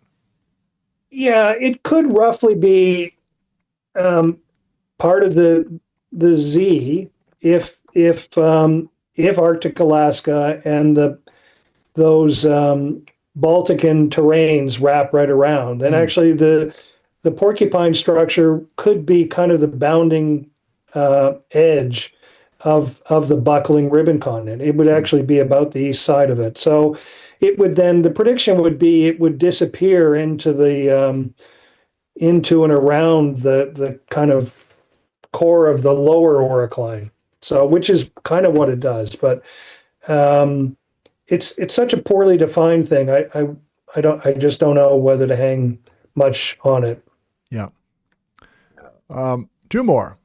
Maybe this one's for Karen. Ian asks, is there anywhere where we could come back 10 million years from now and find a subduction trench where there is not one now? And be sure. Yes. I think, for example, yes. I mean, we can see some subduction flips that are going on the way that is inferred for insular superterrain. So, for example, at the moment, subduction is flipping in Taiwan. China, meaning Eurasia, is subducting under an arc, which is Taiwan. And this means this basin has closed, and now subduction starts from the Pacific side. So if we go further along that line, we'll see that the trench will have flipped from one side, Taiwan, to the other. And the same is true north of Australia and Papua Guinea. Subduction is flipping, and so we can go there and see a new trench. Last one. Stephen and Karen. A billionaire is wildly interested in geology and wants to fund research to answer these mysteries from this series. What and where would you direct these funds in order to get the best payout? I guess tied to Alaska or maybe all of North American Cordillera, if you've got a bottomless pit of money from this quote unquote billionaire. Well, I'm into imaging the mantle, as a basic datum, and so it's just a problem that 2/3 of the Earth's surface have no seismometers because they are ocean. And so we're working on instrumenting the oceans because that would help enormously in getting better imaging of all kinds of things. So for a global fleet of ocean seismometers. Well, yeah, you just landed a big grant, Karin. So I don't know if it's $1 billion, but you're doing it right now. You're not wishing. So that's next for you. Stephen, how about you? Oh, I was going to say the same thing that I mean, we put in a big effort to try and get Canada, or at least Western Canada, with a very regular grid of seismic stations, but we failed. I think, when you look at the tomographic data that Corinne and Mitch have been working with, we just didn't have that data of that quality, 20 years ago. And look at the difference it's made. I mean, the whole debate over was there west dipping subduction kind of just got like, yeah, there it is. We can see it. And so that just imagine if we had an order of magnitude more seismic stations. But I also need a new compass. So that would be okay. Well, you're going to get 7 sent to you in the mail, I think, after today's episode. So to both of you, I don't want to gush too much, but this is really a highlight, not only for this series, but for the last few years. So it's just a thrill to have you both here, especially Karin coming back a second time, kind of a surprise thing we just decided we'd try a few days ago. So to both of you, thank you so much for the inspiration and your great performance here today. Thanks, Nick. It's always a pleasure. Likewise. Yep. Okay, you guys, I'm going to end the Zoom call. I've got some final things I want to do with the audience, but I think I'm just going to kind of get you out of here entirely. So, and congratulations on finishing the Z.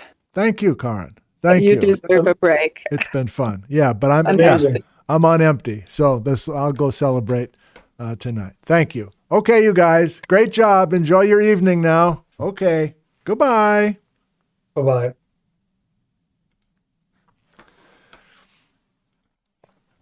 Okay, that was a lot of fun. I really hope you enjoyed that.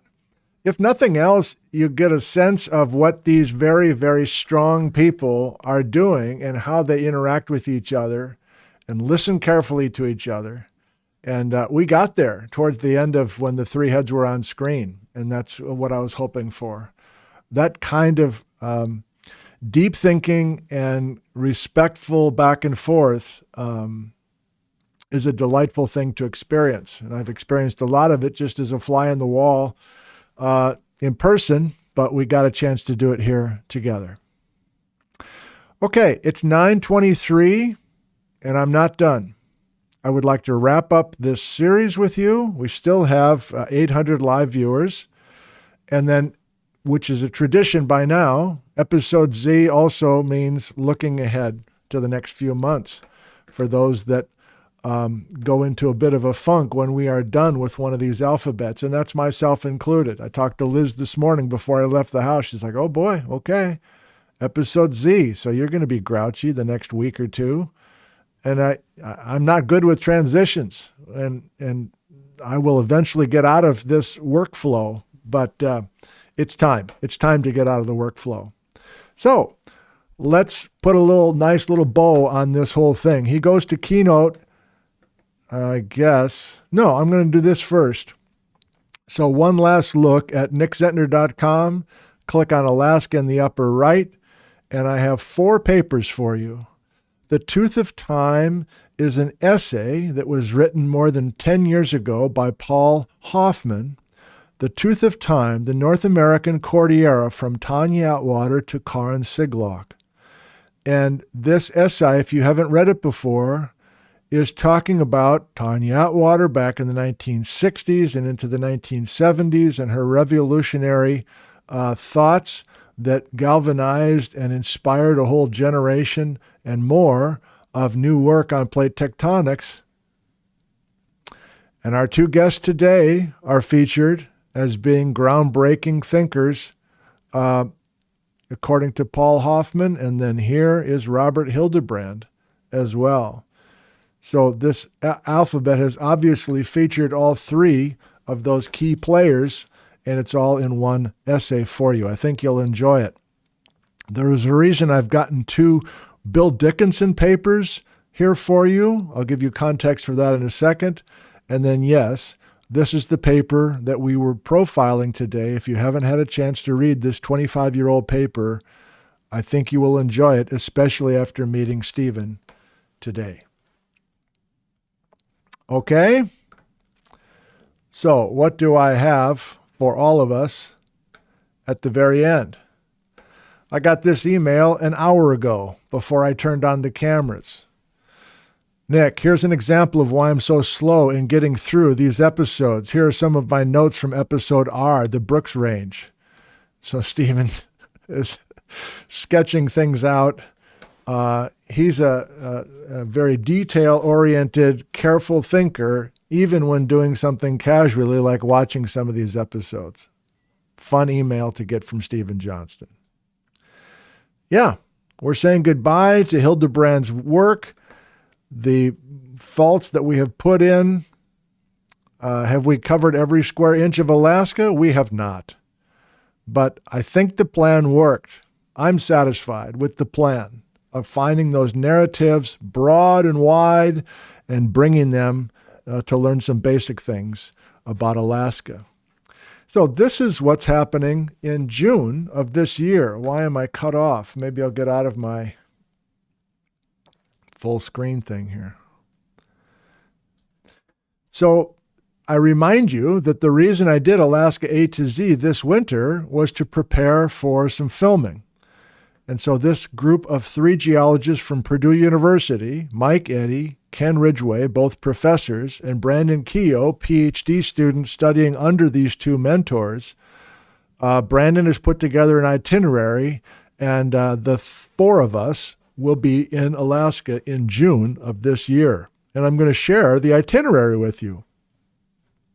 Brandon sent this to me a few weeks ago. Nick, fly into Anchorage.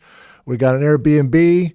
We're going to film in the Chugach, and the next day, Beluga Point and a couple other locations nearby. Then we're going to drive to Palmer for the night. Then Hatcher Pass for arc plutons in relationship with the Matanuska Valley forearc. We'll hit a couple Matt Valley Jurassic and Younger sedimentary formations. We're still in Palmer. Next day, we're going to drive east through the Matanuska Valley and film in the Talkeetna Formation, Jurassic extrusive record of the Talkeetna Arc. Jurassic plutons intrude the volcanic carapace nearby.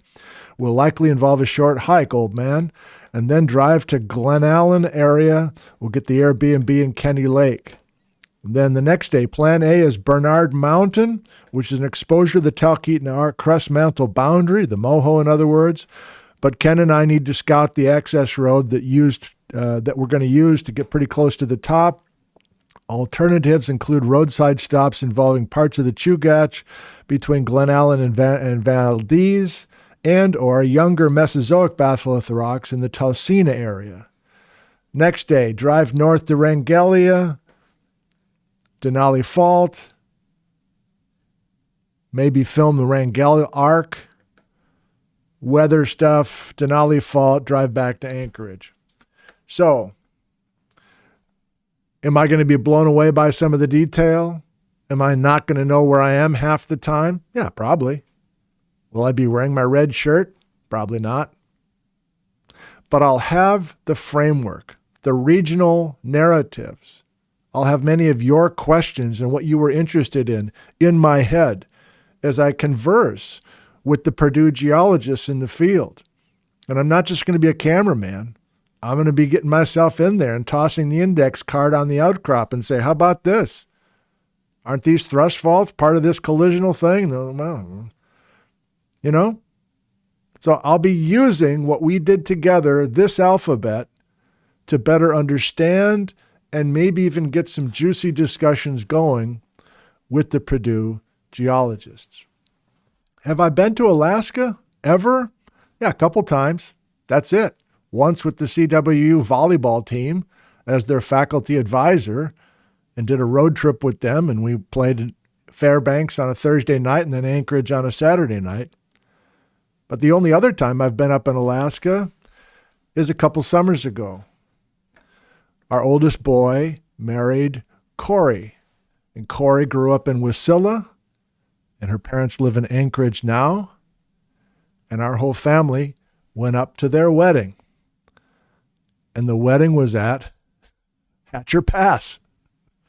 So I have this very intense and beautiful experience, a full week in Alaska, a wedding week, done in a very low-key style with Corey and her fiance, Max Zentner. And these are now the parents who live in Bellingham and have the grandchild. But we took some day hikes, and I didn't know where the hell I was. I certainly didn't know any of the geology. But that's the exposure. So this family connection to Alaska is another reason that I really enjoyed learning what I could about the state of Alaska. And because of this family connection, I expect I'll continue to go up to Alaska and maybe do more and more with the YouTube channel and Alaska. So yes, we've made it to the end of this series together, and I thoroughly hope that you enjoyed it. As always, it's so delightful to have so many of you, most of you strangers who I will never meet. But yet it does feel like we have a connection through this technology. So thank you for being such a big part of this series. We finish the Alaska portion with an email that I received from Karin Siglock last week on February 9th. Nick, I've been reflecting on the fantastic mosaic of Alaska you have created with this A to Z, but also on the format that you have created as such. I think you should consider doing an alphabet about California. I feel that's where everything is stuck for U.S. geology, with big knock-on effects for Canada, Alaska, Mexico, closure of the Mescalera basins, Baja BC impossible in California, ? Flat slab, how exactly, ? It's all stuck in California, and a good part of it is sociological. It's where you are at least allowed to question things, because it's where you are least allowed to question things, because the best minds from the best schools have figured it all out there long ago. It means that in the U.S., geology has huge trouble looking back beyond Laramide times, and geophysics, geodynamics have quietly disconnected because Farallon slabs flapping in the mantle wind have been exhausted as a quantitative research topic. California is also special because its gold rush has changed and shaped the course of U.S. as a country. It's a prime example of how much human industry is tied to the solid earth. Given that the mother lode coincides with the Jurassic, Mescalera suture, for example, shouldn't it be a no-brainer to keep reflecting on that geology in the hope of one day understanding how to find gold mines predictively, but also to reflect on the geology in order to clarify and to strengthen our sense of place in the natural world, a theme that strongly resonates in your viewer comments? It could be really good if you forced people to lay their thinking out in the open, to confront it and everything that has happened since the 1970s, similar to what you succeeded in doing for Alaska. For California, you'd have a fantastic roadmap in the form of Bill Dickinson's 2008 masterpiece on the Assembly of California and his Great Basin sequel in 2013. They are just some of the best writing in geology, a thorough stock taking of a long and distinguished career in the establishment, but openly re-questioning everything, the way science should be done. It probably would not be easy to get geologists to open up about their true levels of uncertainty about California, to follow Dickinson's lead and propose the next steps. With all the groundwork you've laid, the format you've developed, and relationships you've made, you would be in the best position to attack that big picture issue. All best, Karin. Thank you, Karin, for that meaningful email. And thank you to all of you who are leaving, I'm sure, very kind comments. I will enjoy every one of them when I watch the replay of this in a couple of days. Before I sign off today, dear viewer, can we look ahead to the rest of 2026, that is. As we said in episode A, I want to remind you that you are cordially invited to come to Ellensburg, Washington in person for 3 new lectures on 3 consecutive nights. I don't know what to call it. West Coast Tectonics. It's not just going to be Alaska, of course. It's going to be the 3 new lectures based on what we've done together with this alphabet. 2026, Thursday, April 9th, April 10th, April 11th, all at 7 p.m., the Morgan Auditorium, downtown Ellensburg. There's the address, 700 seats. It's open seating. It's free. These will be filmed for YouTube, like all of these chalkboard lectures that you've seen in the past. This is what the auditorium looks like. Many people in the live chat right now have made the journey to this auditorium. They can maybe fill you in on what the experience is like. Is it really free? Do you just really just show up? Yeah. I like free. This stuff should be free. All this stuff should be free. Free and open. Inviting people to be part of a community for free. Seems weirdly behind the times, but I'm still committed to that. So yes, maybe I'll meet you for the first time if you come up for one or all of these lectures. More on the docket. If you've been a regular fan of this channel, you know that I'm a big fan of this audio podcast, which also is in video form, I should say. The Wonder Australian podcast, Holly Cook and Anthony Reed. They've invited me back. Now that I have a good microphone, I said yes.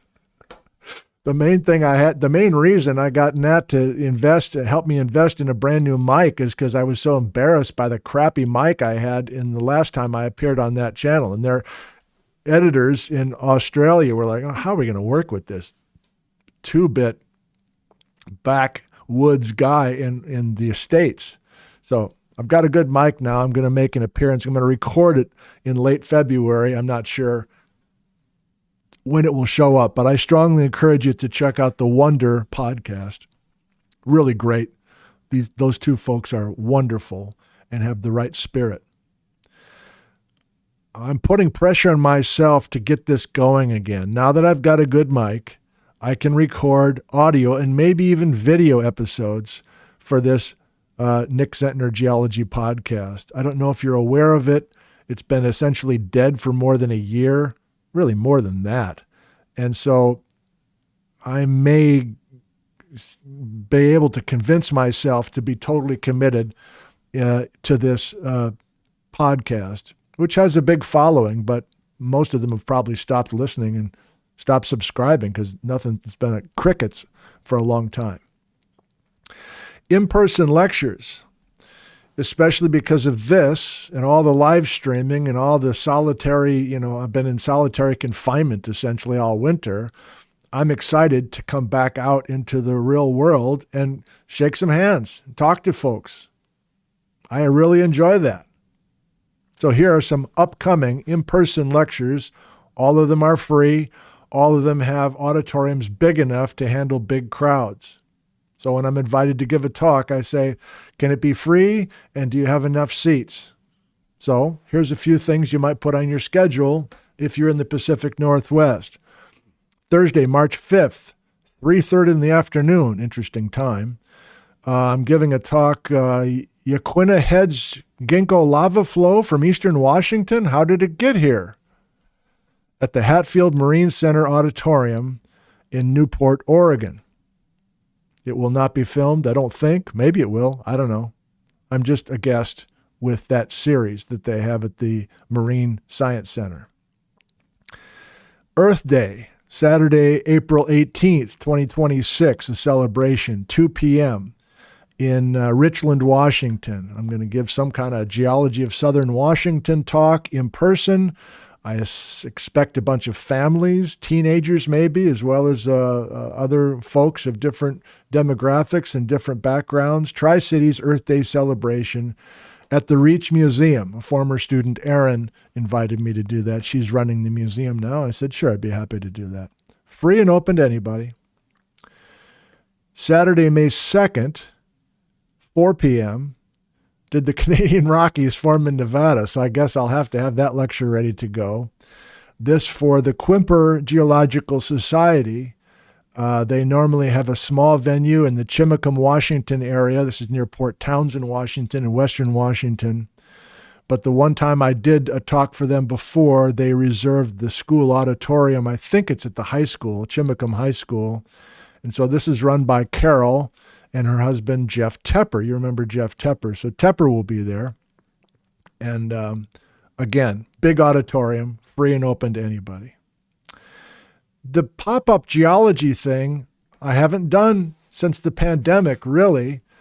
And I think I say this every year at this time, but I think I'm serious this time. I really love that. And it's where I literally, I'm reminding you of this if you're not familiar. A few years ago, I came up with this idea that I come on the YouTube channel, I say, hey, what are you doing Thursday? Weather looks good. I'll be at this place at this time. Bring a camp chair. We'll just do a flash mob thing out in the middle of the desert someplace or whatever, along the side of the road somewhere, and we will have a little impromptu geology lecture. And this is at the Ginkgo State Park Museum, and so that got me in trouble with state parks, and so I had all sorts of liability problems, and so that was kind of a buzzkill.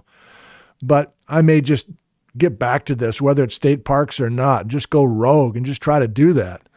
I've met many of you. I've met many of you just out in the middle of nowhere during one of these pop-up things, including Gary Paul and some others who I now lean on heavily.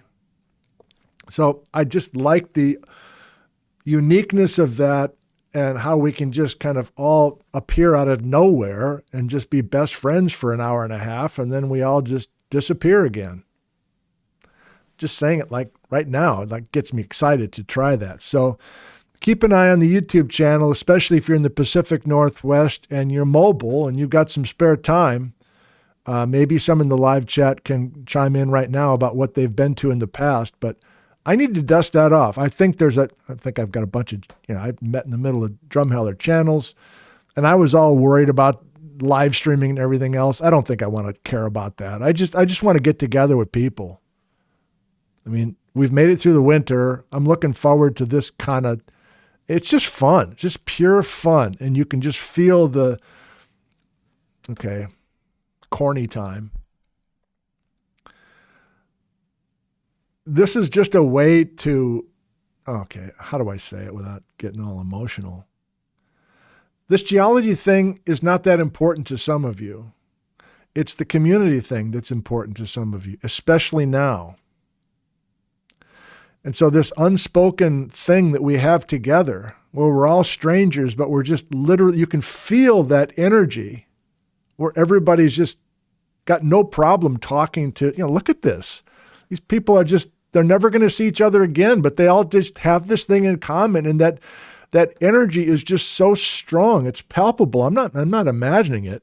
It's real. I want to experience that again. I just happen to be the excuse to get everybody together. But I'm just a sideshow. It's really just people getting together and chatting, regardless of background or anything else.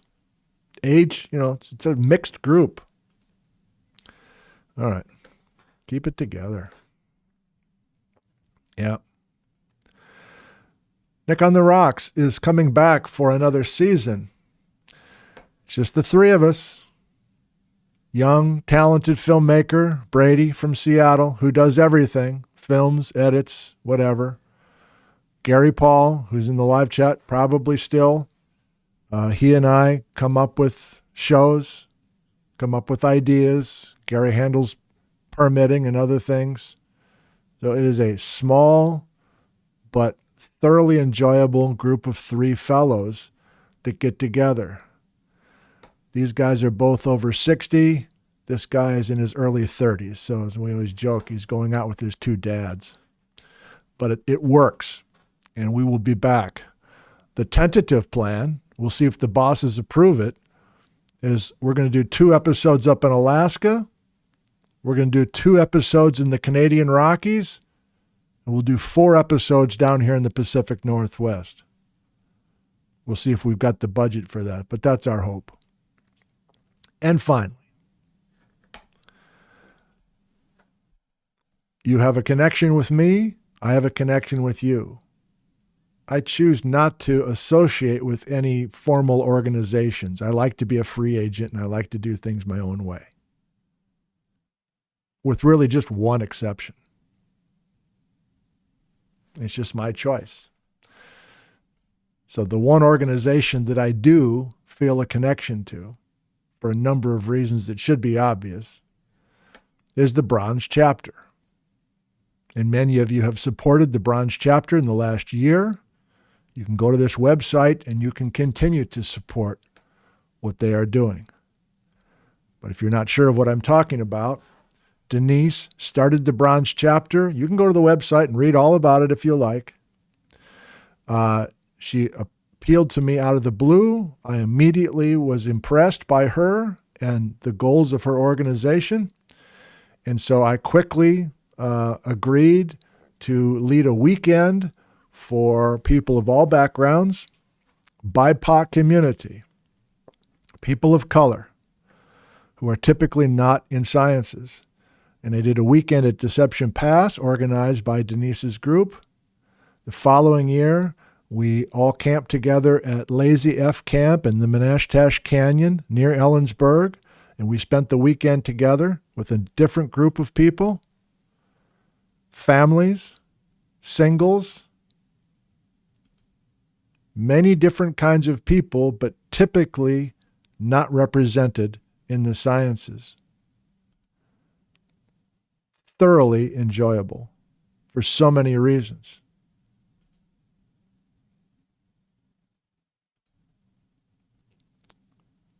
My close collaborator here at CWU, a woman of color herself, half Mexican American, half Persian American, Hannah Shamlu, joined me, and we spent a weekend with another group of people at Mount St. Helens in August of last year.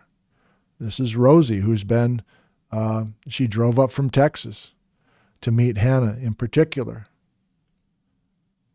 And so Hannah and I will be doing this again. We've chosen this weekend in August. We'll be camping together at Lazy F Camp again in the Menashtash Canyon. And Hannah and I will be doing a geology weekend for the people of the Bronze Chapter. So they're open and ready for registration. This is designed for people of color. This is the only BIPOC centering geology camp in the United States. We're partnering with the most engaging voices in the field, including one of the few women of color geology doctorates in the nation, to create a space where expertise and culture collide. We aren't just visiting the landscape, we're learning to read it, says Denise. The experience, chill, learn, connect. I suppose this is a slideshow on their website from last year. Rock and roll, a BIPOC geology camp retreat in Ellensburg. Yes, I'm ready to rock. The Bronze Chapter. Registration is open. Hope to see some of you there. And or hope that you can support a very worthwhile organization. And so, dear viewer, I say thank you, I love you, and goodbye from Ellensburg, Washington, USA. It's time for a toast to you, isn't it? Here's a toast to you. Here's to your health.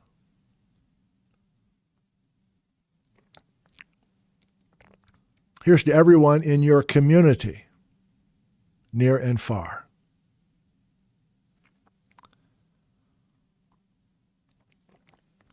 Here's to all the new things that we learned this winter with this most recent A to Z series.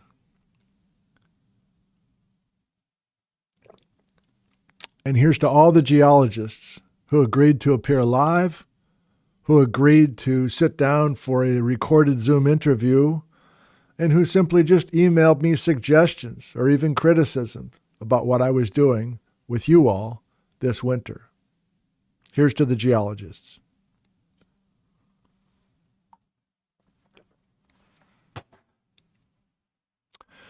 Very good. It's time for a break. I'm going to disappear for a while. I'm tired of looking at myself in the screen. I'm tired of hearing my own voice. And maybe that's you too. But I'll be back in all those different forms once I take a nice long break from all of this. I hope I get a chance to visit with you somehow, some way in 2026 and beyond. Thank you. I love you. And goodbye from Ellensburg, Washington, USA.